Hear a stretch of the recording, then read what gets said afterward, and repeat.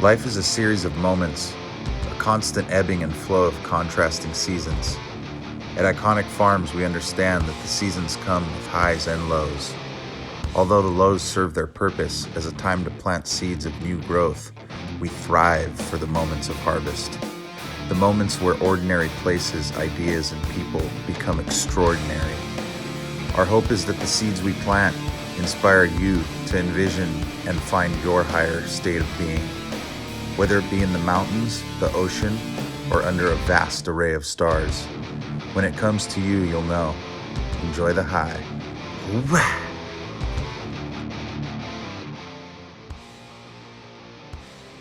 Aloha.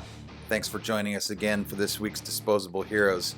We have one of the most ripping young drummers on the planet out there this week. My brother Tosh Peterson is back in the house at Disposable Heroes. Enjoy the show.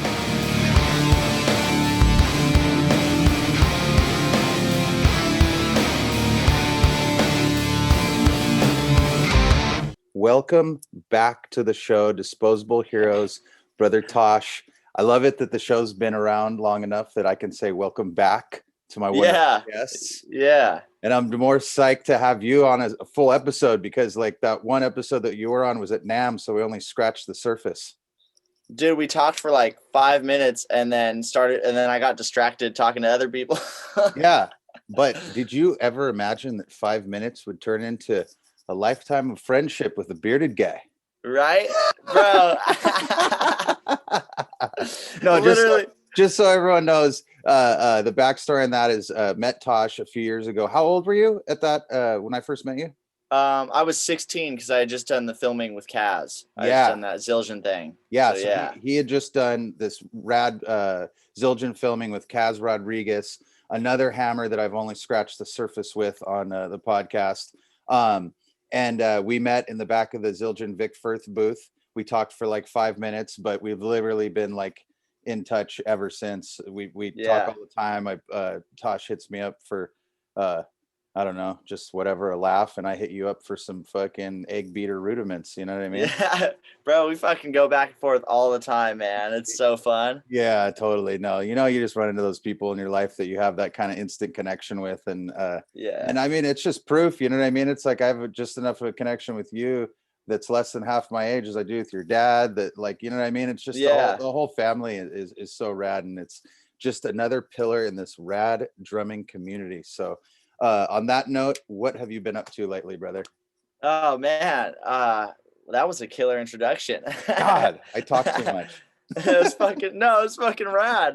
Yeah, man, I've been staying busy with this whole quarantine. I started playing drums with Ashton Irwin, who's a badass drummer himself, which has been fun. So we did this pretty cool filming for his, like, we played his whole live album. You know, in Malibu, where you guys did that?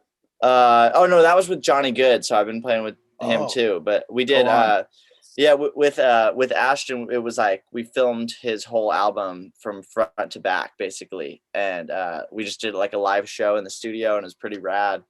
Nice. So I've been doing stuff with him. Been doing. And how does that work? Sorry to cut you off, brother, but how does that? So he's a drummer as well, and is he the singer as well? Yeah. So he plays drums for the band 5 Seconds of Summer, who's like pretty massive right now. Yep. I totally know who that is. Yeah, and then he just released an album where he's singing. Sick. And so I started playing drums with him, and we did a live album, and the whole filming is on YouTube and stuff. It's called Super Bloom. Okay, nice. And, I've been catching wind on your Instagram for sure. So that's so rad. I'm gonna check that whole thing on YouTube. Super Bloom. Yeah, it's pretty dope, man. I'm stoked on that. And then I've been doing a bunch of like little like filmings and stuff with Bryce Vine and Carly Hansen still. Nice. And then the biggest thing we've been playing for a little while, but we just finished making our first full record. I think hang on, let me.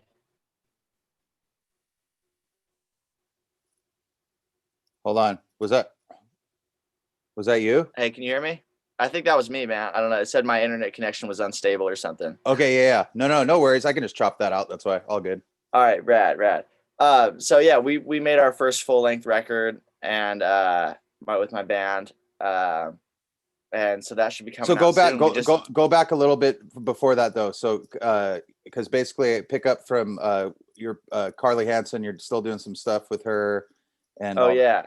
Yeah. Yeah. So I've been doing some filmings off and on with like Carly Hansen and Bryce Vine and stuff. We've been doing some live streams, and but then I started we will like basically since July we my band Bexley has recorded our first full length record. Nice. So yeah, we're super stoked on that. It's just me and two of my best friends, and yeah, man. So we just got our final mixes from that, and now it's off to mastering right now. And that's the stuff that I've heard. You sent me a few of those tracks, right? Yeah. I sent you a few like not mixed stuff, and so yeah, it's so rad, and it's so like I was telling you, it's like so cool to like. It's such a laid back style, I guess you could say, for like most of the stuff that you hear you play on, like say your Instagram and all the shit you do. You know what I mean? So it's a cool to hear like the real big open vibe. And is that the first kind of your own band that you have going? I know you had the ska band before, right? Yeah. So pretty much like I've done a lot of little things with my friends and stuff, and then this is like the first one that I really like we started from scratch and just kind of did everything, like just the three of us. And yeah, we wrote, a lot of songs, and we narrowed it down to like a record. And yeah, so we're just like super stoked on it. It's the first time I've ever really done it all, like everything from the beginning. And and yeah, it's really cool. The whole process is super fun, just been like, and we're still writing a ton, even though we just finished the record and stuff, and it's getting mastered right now, but we're like already writing the next record right now, because we're just like, why not? Totally. How are you guys recording? Are you guys recording like together? Are you guys doing like a remote thing, or you guys sending tracks around? Yeah, so we have a little pod where we see each other and only each other, basically. Yeah, sick, nice. Yeah, and your own bubble, like the NBA. Yeah, exactly. So it's just like we've been able to, get together and jam a couple times a week and stuff. And we've been recording, like we recorded the record here in the drum room, basically. All the drums and stuff were in here, and just borrowed a lot of stuff from people. But then I just got a ton of recording equipment for myself. And yeah, we've been kind of sending stuff back and forth, and then we'll get together and we'll jam, and then they'll go home. We'll record the whole jams and stuff, and we'll chop it up and see if we can come up with anything. And, Right. Hey, yeah, so it's just kind of like really raw process. Right. No, totally. And like you said, it's like with all the times right now, like why not just keep going and keep putting the pedal to the metal? It's kind of like when inspiration's around you, you got to really grasp onto it and take advantage of it, Yeah, for sure. I was gonna say, it's crazy because the world that, like, I guess I come from, like, you form a band and then you go out and you do your thing, and then hopefully you get a name for yourself, where now there's this alternate universe that you live in, that like say like a Luke Holland lives in, where you guys came up first just as your own entity, and now you're going on to do a band thing. And I don't know exactly where I'm going with it, but there's so many different aspects that's so trippy. So when at first did you realize, like, was it Instagram that made you realize, like, oh, people are kind of catching on, like, I guess to your vibe per se? Yeah, I mean, it was basically just like I always played drums. Like, as you know, my dad's a drummer. Yep. And so he played with the English Beat and General Public and stuff like that. And I kind of just like grew up around drums, and so I just always played. And then I don't really remember like being like, this is what I want to do. It's just I just kind of knew, like, oh, I just always play drums, Yeah. And I started posting Instagram videos just to get Thomas Pridgen's attention. Literally, that was the only reason. Sick. What year was it? Yeah, probably 2012 or 2013. Yeah. Because I was like 11 or 12, and I was like, I need to post like drum videos and tag Thomas Pridgen just so he'll notice me. And because I wanted him to be my drum teacher. So I was like, I need to post videos and get his attention basically. Totally. So how'd that work? Dude, like 2 videos in, he was like, I'm playing near you. Like, he was like, cruise down to my show. And so I was like, he was playing at the Slide Bar right down the street from my house. And I was like, I'm there. And I couldn't get in because I was like fucking 12 or some shit. Like, Right. but my dad like held me up in the window and stuff. And then he came out and like Thomas like hung out with us for a little bit. And then, yeah, he was like, come to my drum clinic, and he let me play in front of everyone at his drum clinic like a week later. Yeah. And then I started taking lessons with him. And it's just like I took lessons with him for 4 years or 4 or 5 years. And from what I gather, he's pretty hard to get into, to take lessons with him, right? For him to either find the time or whatever the dynamics might be.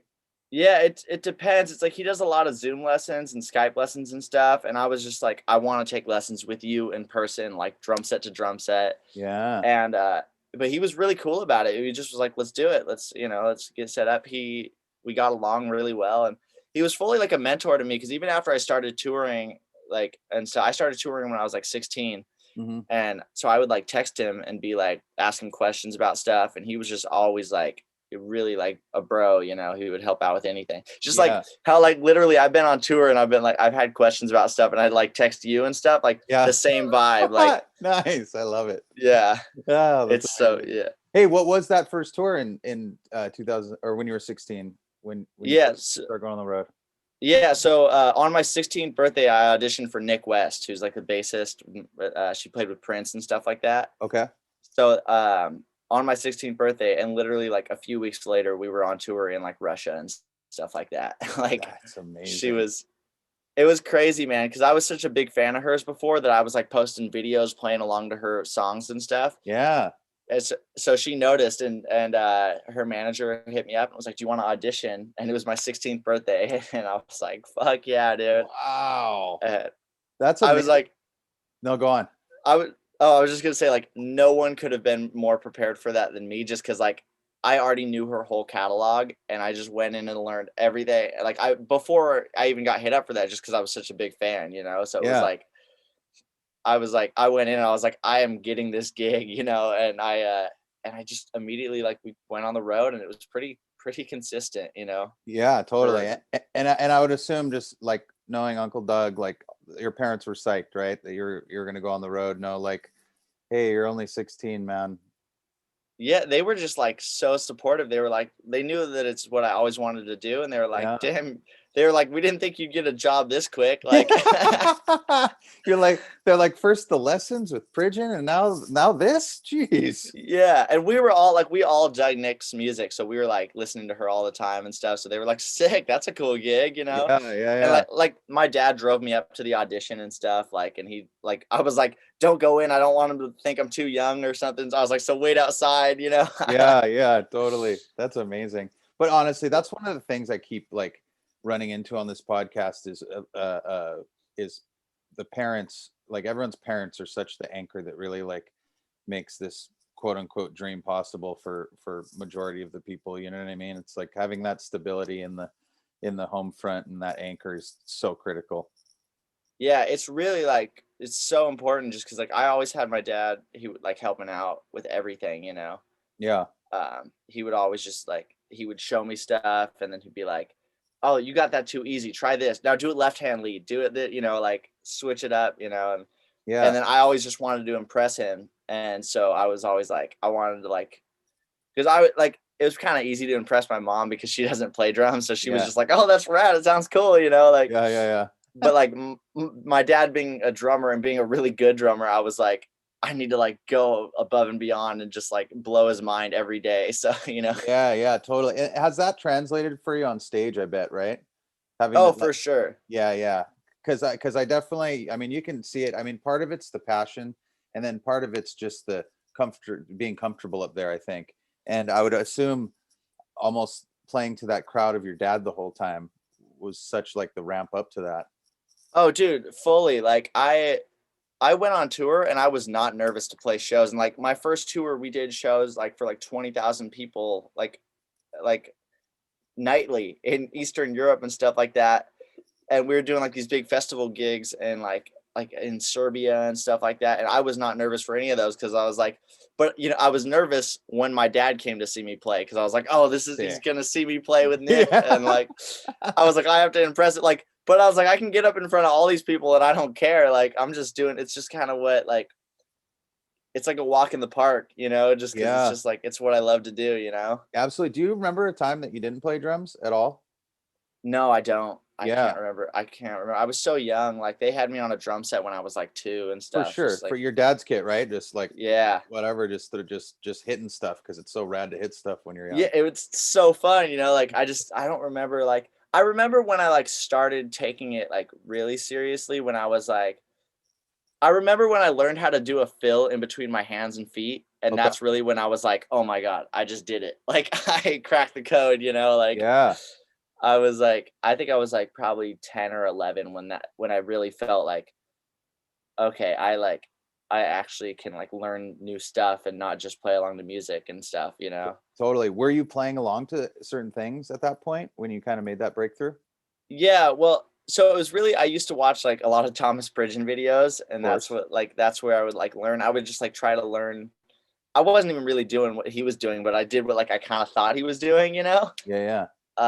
But like my whole life growing up, my dad would just always turn on everything and have me like be like, "Oh, dude, jam along to this." You turn on Curtis Mayfield and be like, "Jam along to this," and like, and then he'd turn on Motley Crue and be like, "Jam along to this," and like, "Try this out." Oh, like check out some Bob Marley. That was actually like the craziest thing was like, because my dad is like so good at playing reggae. Yeah. That it was like, that was always my worst genre just because I was like scared to play it in front of him, Oh, that makes total sense. Yeah, and it wasn't until like really recently I'd be up when I have like this drum room I can play in here at any time. And so I'd be like, I'd wait till he would go to bed. Like in the past, there's been like past couple of years, and I would just wait till he would go to bed, and I would just play along to Bob Marley records, so he could like just, and I would just stuff like that. And then I started texting you like really recently, and I jam along to those records you send me and stuff. And like, nice. Yeah, that was so that fun. was well, like one of the things you're talking about, like just reaching out and texting each other. Like that was the rad exchange. I think it was Tosh hit me up. He's like, "Hey, give me some good reggae records. I wanted to start playing some like more kind of like reggae grooves." And I was like, of course, like fuck yeah, epic. I can't. First of all, I just can't wait to hear your translation of reggae grooves. So I hit him with a bunch of some Black Uhuru records, some German reggae, some Seed records, some English reggae, just a bunch of stuff. And then I think it was right after that I hit you up about, you posted something about egg beaters being your favorite your favorite rudiment, and I'm like, paradiddles, what the fuck's an egg beater, man? So then you just had me and like Tosh sending me videos and shit like that, because it is super fucking hard to explain, for especially when you're placing the kick in it. But yeah, no, totally, that's it's so rad. And speaking of your drum room, so this is the drum room that you post in all your Instagram videos, right? Yeah. And do you just record with your phone? Yeah, so for my Instagram videos, literally I just set up my phone, like because the quality on iPhones have gotten so good. Like amazing. I know. What are you recording lately on? What iPhone? I have the iPhone 11. Yeah, and okay, that's what I just got that one this year, and it's like it's made a big difference in like the sound quality. Yeah. Which is pretty cool. I'm like really stoked on it. And I think it's also just like a big deal. Like the sound is like, this room is so tight, and like it's really like condensed and stuff, like right. How big is the room? It's, I don't know the exact, I think it's like 10 by 15 about. Okay. Yeah. So it's just like, it's like enough for like, I can set up 2 drum sets in here if I want, and like, and there's like a little room to walk in between the 2 drum sets with 2 drum sets set up. Yeah, like a little bit, like on each side usually, and you can like walk down, and to get between them and stuff. And I have a futon in here now that I chill on all the time, and nice. So that takes up a little more room, but yeah. Sick. So I love it. So, and all you have is like the little bit of soundproofing in there, and like, is that about it that you've done to the place? Yeah, well, we built a room inside a room basically. Oh. So this room is inside of my garage. Okay. And it's separate. So there's like, because it was actually built inside someone else's garage, and then he needed to get rid of it. So yeah, he's like a good friend of my dad's. and he asked us to like come help him break it down to take it to the dump, and we were like, dude, we'll take it. Like, Sick. and we broke it down and like rented a U-Haul and just brought it up to my place and like reassembled it basically. And we just got some new like the new pads and the new soundproofing stuff because his was kind of worn off and stuff. And then we kind of just decked it out. I put pictures everywhere, put the lights up and stuff, and yeah. Nice. No, I know. Well, it comes across so rad on your Instagram, and it sounds so sick. And I think it's such an inspiration for younger drummers too, your Instagram, because it's like, it's so badass, but it's not some like scary, like, oh my God, what is that, like Death Star rocket ship he's running to record all that? And like, I could probably never afford that. Like, there's no way I could, you know what I mean? So it's like, yeah, it's realistic inspiration, which is so awesome. Yeah, I mean, like for real now, like now everyone has a camera on their phone. Like every phone you can film a video with. Like when I started, I didn't, but like I would use my dad's phone, and like I had an Instagram account and I would use my dad's phone, and I would like log into my account and post a video, and then I would like check everything on my phone and stuff like that. It was like this whole process, and then I got a phone with a camera on it, and it's just like it just got more and more. I started using GoPros and stuff to film, and then like and then like I got like some newer iPhones, and I was like, these work just as well. Like, Yeah, you know. yeah, totally. I know, Yeah. especially with like the low end, even on the iPhones, is like super solid nowadays. It's gotten super good. Like you can totally hear the kick drum and stuff, and like that was always my biggest concern is like, oh, they can't hear what I'm doing with my feet, you know? Yeah, no, totally. Okay, I'm totally jumping around here, but it's all Oh, good. you're good. Good. So it has the with Thomas, is that the only like real like kind of like instruction that you've gotten, or like formal teaching that you've gotten, or have you taken other lessons? I took a few lessons with this guy Jake Reed, who's a really rad jazz drummer. I mean, he's a rad all-around drummer, but I wanted to learn how to play some jazz stuff. Okay. And so I took like, I want to say like 4 or 5 lessons with him. And but other than that, yeah, just mostly Thomas was like the only consistent teacher that I had. Gotcha. But I took like 4 or 5 lessons with this guy Jake Reed, and that really helped my jazz drumming a lot. And like I did a tour with a big Italian jazz artist, and it just like, you know, I felt like comfortable and prepared. It was kind of weird because it was like I'm so used to playing like more rock and stuff and some hip hop and funk here and there, you know. Yeah. And then you get into jazz and it's like a completely different world. And it was like big band shit, or was yeah, it like... a little bit like it was like a mix because he wanted me to come and play like how I play, you know. Yeah. So we switched his songs up a lot, you know, and it would be like I was rocking out a bit more. Okay. But, what, because jazz seems so crazy to me because it seems so like technical, but yeah, also loose at the same time. Does that make sense? Yeah, no, totally. That's exactly how I felt. Like I was like, I wasn't sure exactly like how loose he wanted it. Yeah. But he was very much just like, he didn't like when I was playing, it was Mario Biondi. And when I was playing with him, he was like, dude, I hired you to come play like how you play. Nice. Like, respect.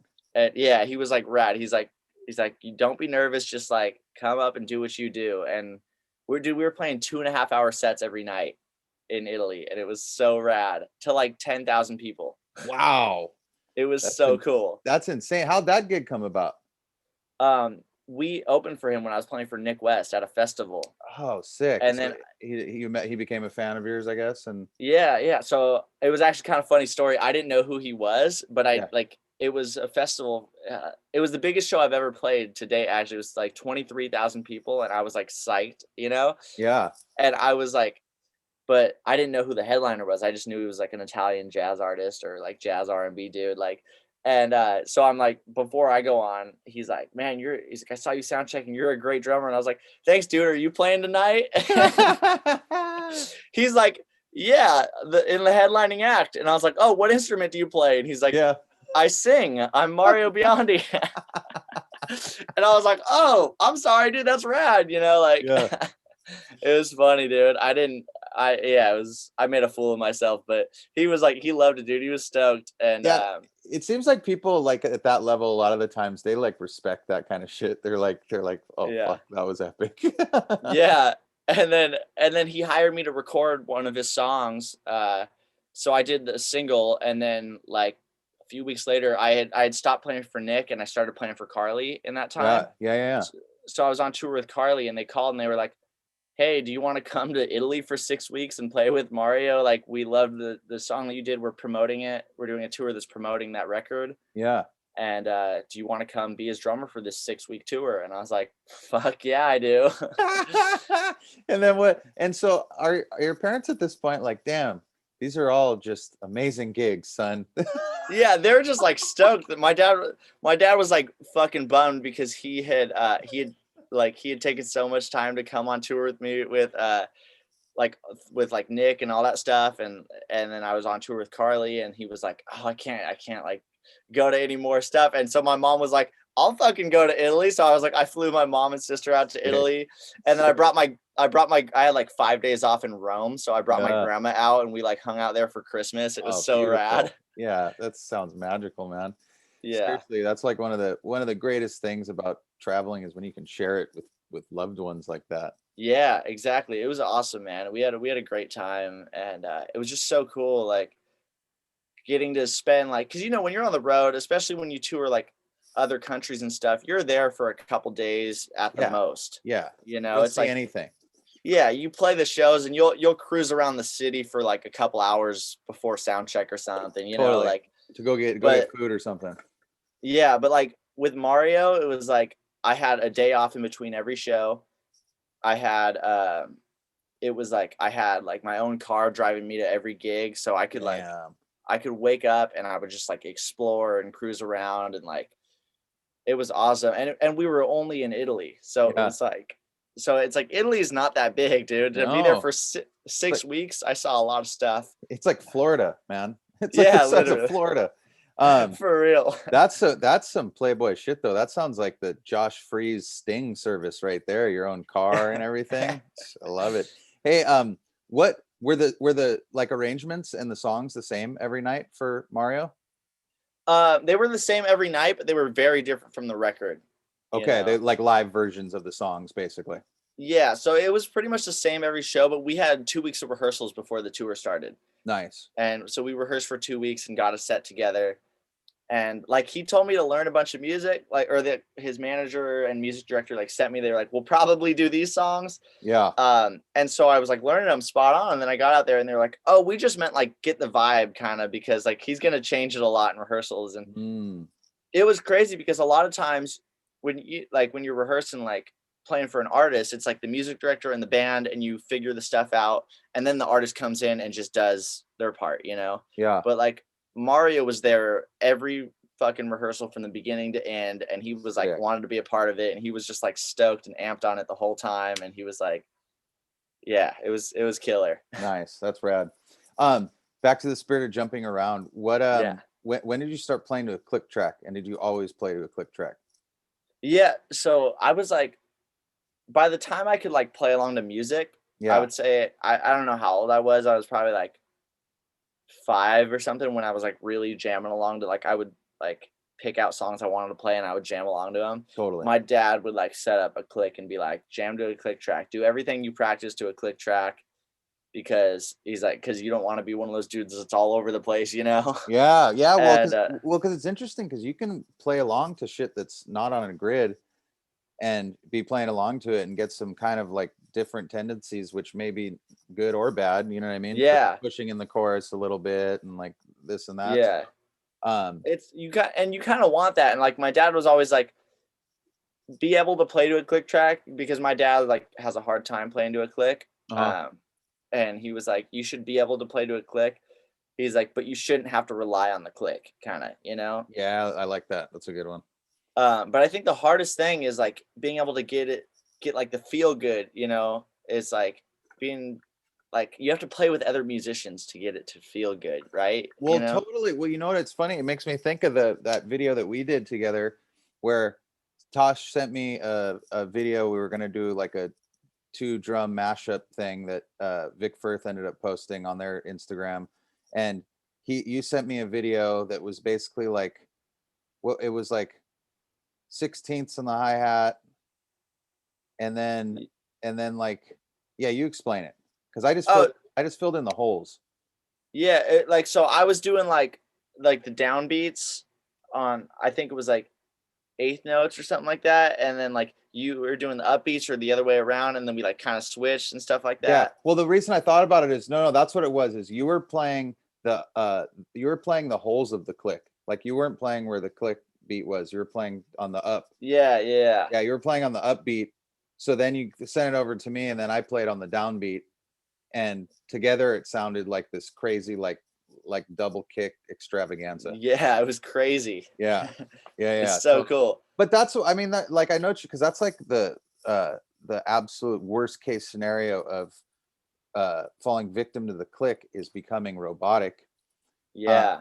But which I almost think like at some point, like if you're sounding robotic, just go off the click and just get some soul in there and just work with it that way. I know it's producers' nightmares because they're not on a grid, but yeah.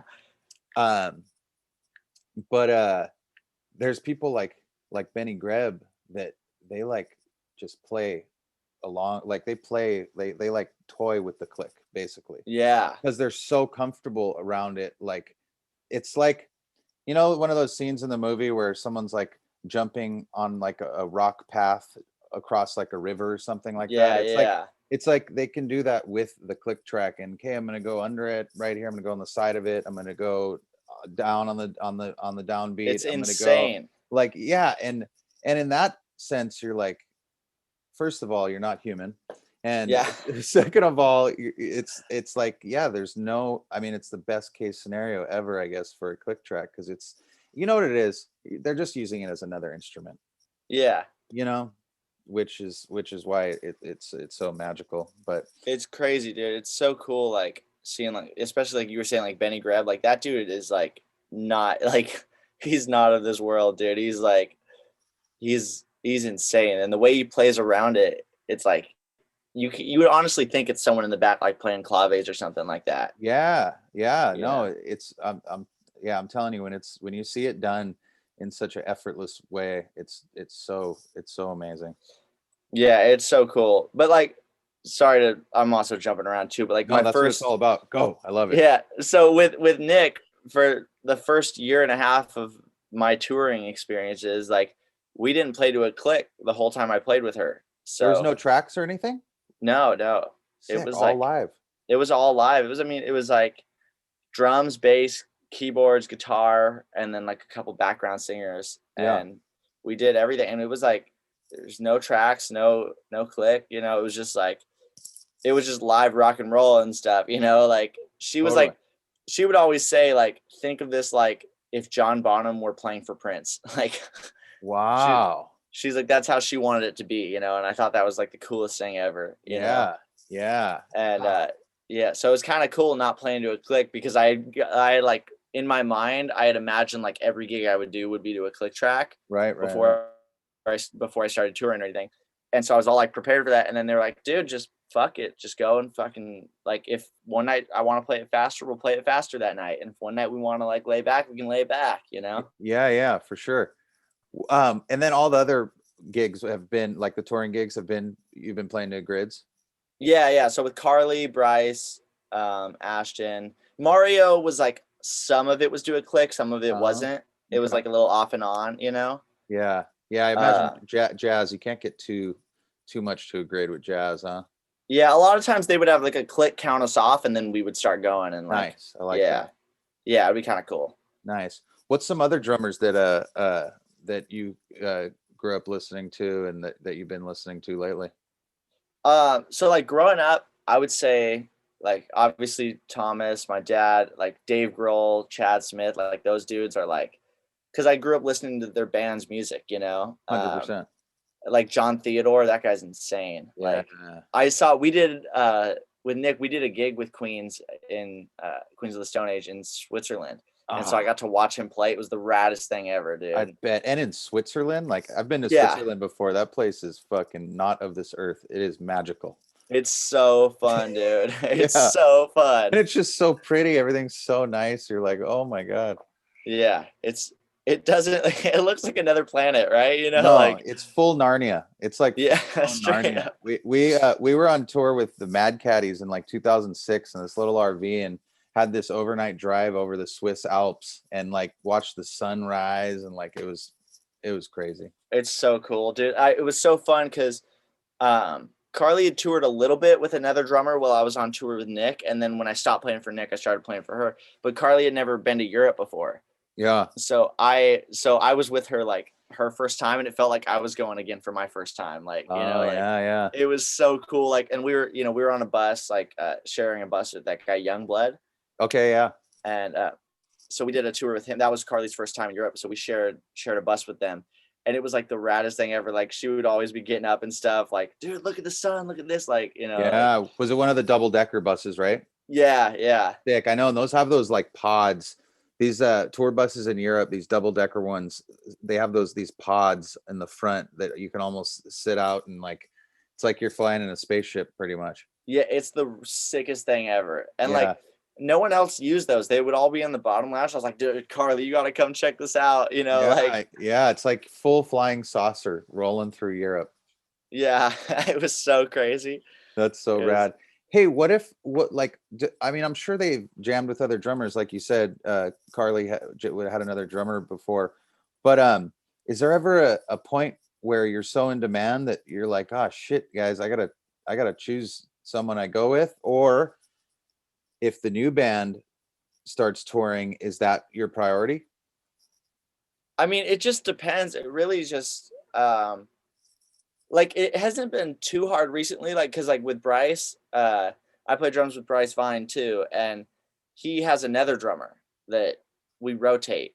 Okay. So it's like so pretty much he can do a lot of it. So but when I'm not on the road, I'll go out and do shows with Bryce. But Carly's been my main priority, you know, for a lot of stuff. And like, you know, Ashton, we talk about, you know, doing some other stuff, and like, if the new band does well, like, you know, it's just kind of one of those things that I don't plan too much, you know? Yeah, no, kind of let it. Dude, trust me, I am the exact same way. Yeah, I just kind of like let shit happen. Yeah, exactly. And make it's almost like you got to let the universe lead the way. Yeah, exactly. And just make good decisions and just keep the fun as the priority, because that's definitely like what I sense is you're just frothing because you're having so much fun playing with everyone, and that's why everyone loves playing with you too. So it's so rad to see from this end. Yeah, there's been a few points where it's been a bit like hectic. I haven't had like to do too much choosing. I've had to like turn down a couple offers here and there, you know, like for some tours because I was already booked and stuff. And, and then it was kind of a bummer. I turned down a tour in January because I was like, oh fuck. I was so fucking cooked from being on the road that I was like, dude, I just need a month at home or something. Little did we know, like, but I've had to turn down a few things just from being busy, but like, it's mostly just been like me, like barely squeezing stuff in. Like I did a tour with Bryce once. This is probably like the most hectic thing ever. Like I was on tour with Carly in Europe, and then we went straight to Asia from Europe. And then then I flew home, went to New York, did a TV show with Bryce, and then we did a Canadian tour. And so we were like in Canada for like 2 or 3 weeks, and then I came home for like 12 hours, and then I flew to Australia with Carly. Oh, and that's such a brutal flight. It's so rough, dude. Oh, well, because you cross the international timeline or date line. Yeah. And so you get that, you're a whole day ahead when you get down there or something crazy. It was gnarly, dude. I flew and I was like, basically the only way I made it work because I was like, okay, we don't need to rehearse before this tour. We'll be fine. Like, and I was like, and I need the last possible flight you can get me on. Yeah. And so I got a flight that got me there like at like noon the day of our first show of the tour, and it was like so hectic, dude. I was like, and so flying from fucking like I was in Montreal or something like that, somewhere on the East Coast, and I flew back home, basically just did a bunch of laundry and like slept, and then flew to Australia to start like another couple week tour with Carly. Like you basically just doing maintenance. You're like, I just got to go home for just a few hours to do maintenance. Yeah, like I was like, hey mom, can I get a home cooked meal? Like amazing. What and then no, go ahead, keep going. Oh no, and I was just and then we came home, and then I had to go back out with Bryce and do a bunch those like those Christmas festival tours that everyone does. Yeah. This was like last year, and so like last Christmas we did a bunch of those like Jingle Ball, Jingle Bash, whatever like Yeah. those So ones. like you said, you were cooked right into New Year's basically. Yeah, and it was like I was booked right up until like Christmas, and then I had Christmas off, and I was like, dude, and I was like, I got asked to do a tour with a band that I was like, it wasn't like that. It wasn't like a massive thing. And I was kind of like, you know what? I'm just going to chill, guys. I need a Yeah. month. I need a month because I had stuff booked in February, March, and then all through this whole year, What was it, just like a club tour or something that? Yeah, it was a little club tour. Yeah. You're like, yeah. I don't want to go grind right now. And yeah. So crazy. In retrospect, do you wish you would have done it now since like everything that's happened with 2020 or it was good. You sat it out.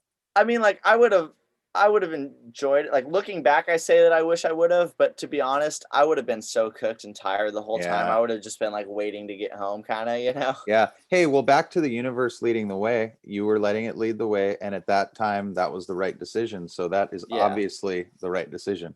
Yeah, worked out. Yeah, absolutely. Hey, so when are you gonna get the new music out?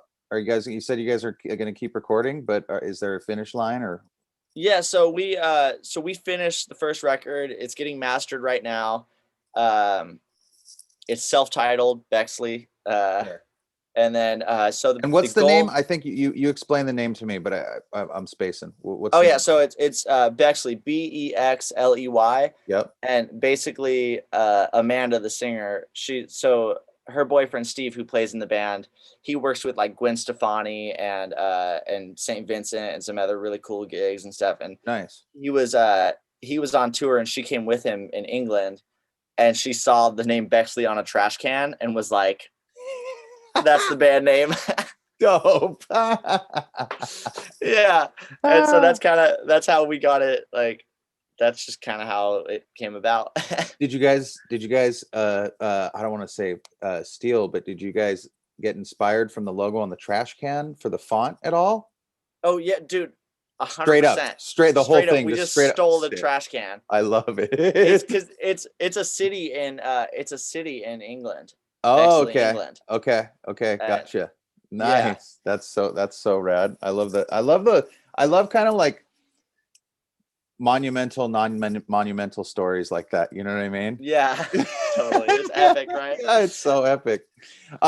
So this also going back to when we first met.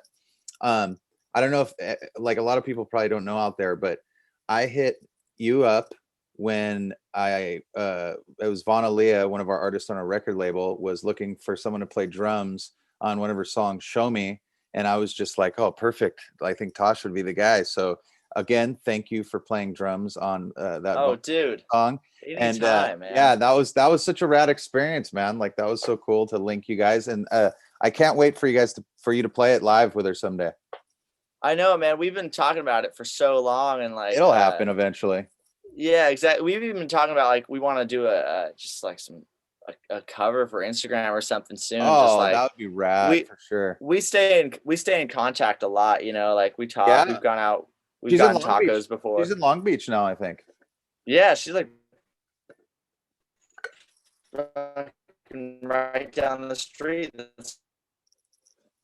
Contact since that. And it's a rad song too. Yeah, no, totally. Super rad.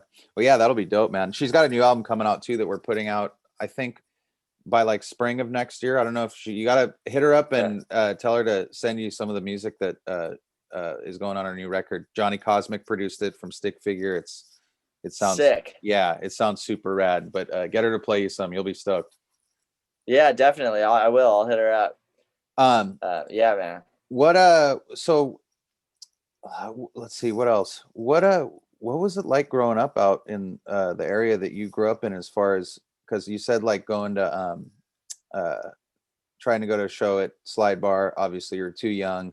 What else as like a young music fan could you sink your teeth into when you're growing up, besides just going and I mean, obviously you're so blessed to be surrounded with music, but what else besides like your home was there anything else you could get out to, and like the scene, other musicians or anything like that around where you grew up?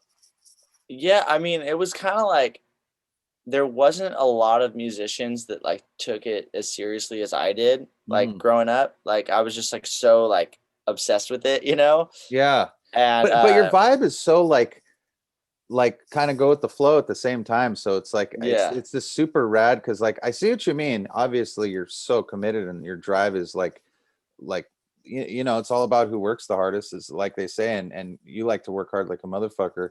Um, Yeah. but yeah, just the that go with the flow vibe too just doesn't you don't come across that way at the same time. So it's like it's Yeah. so epic. I mean, I get annoyed with people who take themselves too seriously or stuff, and Thank you you. know, Thank you. Amen. I'm just like I just like playing music, you know. And there was a lot of people who just didn't really like. They'd be like, oh yeah, we like jam, but we don't like really like want to like jam. You know, like they like would play guitar or something, like.